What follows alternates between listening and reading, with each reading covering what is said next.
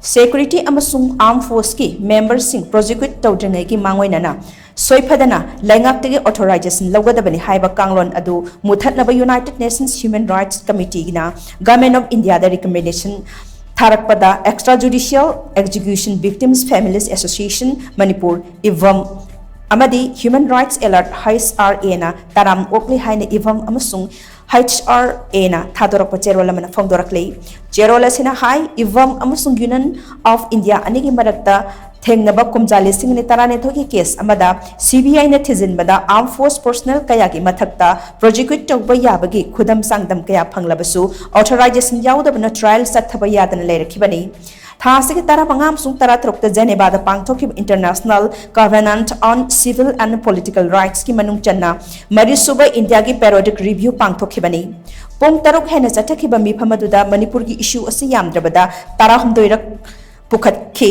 mifamadu loiraba matungda committee asna publish tawrakhiba UN report ki kumapan amasung kuntrada hiramasigi matangda mayek sengna palli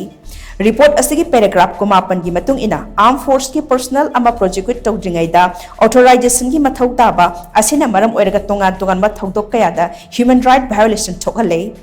hiramasigi matangda Supreme Court of India na kumjali singani tara tarukta phongdokhiba gi matung ina extrajudicial killing gi allegation sing asi yamna kupna inquiry sathagadabani haikhi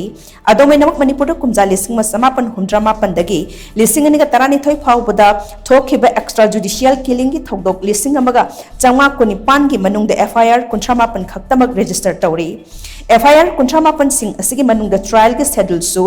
lep tribasu yauri bani nakalamram da report asigi paragraph kuntra gi matung ina security natraga armed force ki personnel ama prosecute tawdringai da soifadana lenga ki authorization lawgadabani haiba kanglon asi muthatkadabani maral gi matung ina phangpham thokpa chairak phanghanba khaktana phangbanba khaktana tana victim sing da su phangpham thokpa khodingmak phanghanna ba honagadabani haina palli maramaduna